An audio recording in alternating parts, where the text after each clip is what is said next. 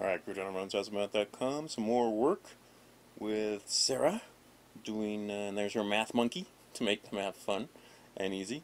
The monkey's doing a little dance. Amazing artist. That girl knocked that picture out in about, oh, I don't know, seriously, a minute, not even 30 seconds. She draws, she's very excellent at drawing.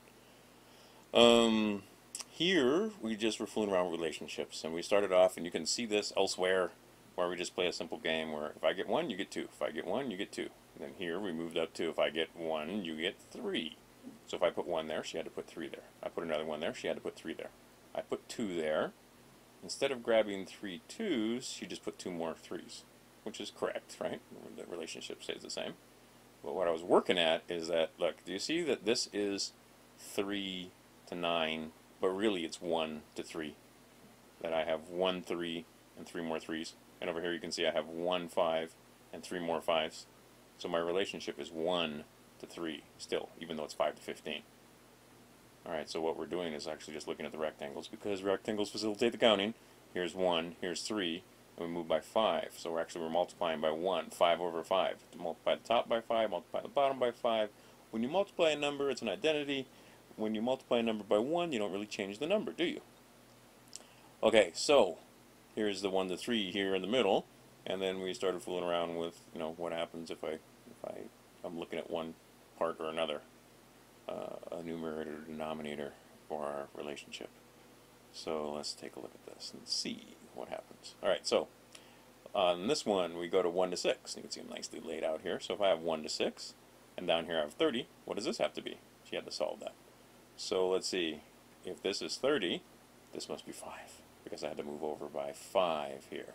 See it? So I have 6, move by 5, that's 30, so this had to move by 5 too. This is what we're working on. Alright, so critical thinking skills being developed here. And we're working with some simple equivalent fractions, but also ratio and proportion. 1 is to 6 as 5 is to 30, but 1/6 is the same thing as 5/30ths. Okay, so now we start changing it, right? Moving up the degree of difficulty, start changing it from, just simple where the numerator is 1 always, to say, well, what if it's 3 to 5? Well, if I have 10 down here, then what does this have to be? 6. And you'd be amazed. That takes a little bit of thinking. Especially when there's, say, 5 or 6. Alright, so now, and also when you're working with the younger kids, you want to keep the numbers small so they're easy to count, right? When you work with the older kids, it doesn't necessarily matter. They need to understand the concept of what they're doing. It's more important here. Now notice here that she's going to noodle it out without getting the blocks out. Right? She's going to think of it, discover what the answer is without having to get blocks. So we have 3 to 5, to 6 to 10. So what if I had 12 there? Now what should go here? And again, notice that the numbers are easy. Right? So we get the concept of the problem. More important than being able to do the formula or do the math. Understanding that, alright, so if I moved over here by 4, then I had to move over here by 4. That's how she figured it out. So, conversely, that means I had to divide by 4 to get 3, which means I used that number that I divided with, which was 4, to multiply by 5 to get 20. But again, I didn't tell her this. I'm not giving her a formula. She's just understanding what's happening here. Okay, much more powerful than do this, do this, do this. Okay, so now we have, we go back to, my relationship is 1 to 4. So see, I put 7 there, she had to figure out 28. And then she gave me a number that would be the same as 1 to 4, which is 3 to 12. And then over here, I put 5, and she had to put up 20. And there's the picture of it. And then we were doing a whole slew of problems where we were doing problem solving, and she was pretty insistent on wanting to be able to do a lot of problems without using blocks. So just to see if she could do them, which is mature and a good thing, right? She wants to move on to being able to just use symbols and not have the blocks. Now, sometimes she can and sometimes she can't. And you'll see that this is a screencast because doing video with her sometimes proves to be too much of a distraction. It makes her nervous, and there's no point in it if they're, my responsibility is to her and her parents who are paying for this, as opposed to the blog and the website. But you can see that with a lot of students, the camera doesn't matter. She's autistic, and certain things tend to be more important than others with autistic students, if you've ever worked with them. And having the camera on sometimes is no big deal, and other days it's a big deal. And this was a day where taking stills was fine, but video was not going to go.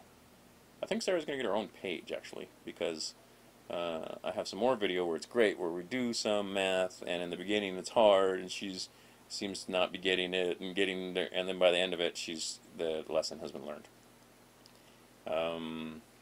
So here we have some simple problem solving. 4x minus 3 is 21. I don't know if you can see it very clearly, if it's going to come out well. 3x plus 2 is 11, and so forth. And on these, a lot of help. We use blocks. All you see is the symbols here, but on all of these problems till here, we use blocks. And then about here, she started doing it without the blocks, because she started getting the idea and the concept of what you do. And it's the same thing every time. Here is 0, no fun, get back to 1. So on a problem like this, we could say, I've got some eggs. I start off with 2 eggs, and I got 5 chickens. How many eggs do each one of those chickens have to lay for me to get a dozen eggs? I don't know. Make up a story. Anything. That's just on the fly.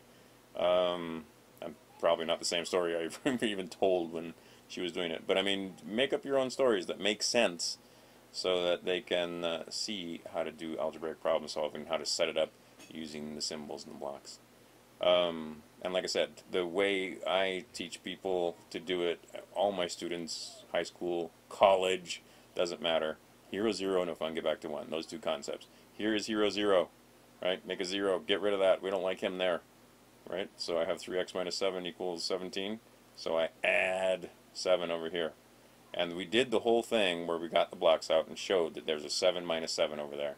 So when I take away the negative 7 over here, because there's a 7 minus 7, I wind up adding 7. Okay, so then I wind up with 3x is the same thing as 24. Well, that's no fun. Get back to 1. I don't want to know about 3x. I want to know about 1x.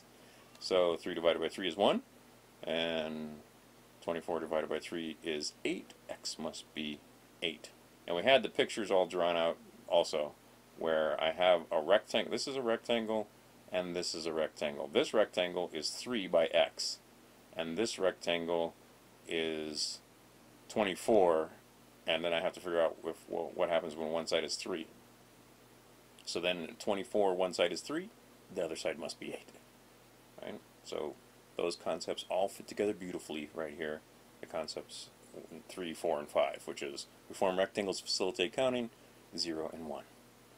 Anyway, you'll go see the problem solving videos and the problem solving tab on the website. And get over to Crewton Ramone's houseofmath.com for more.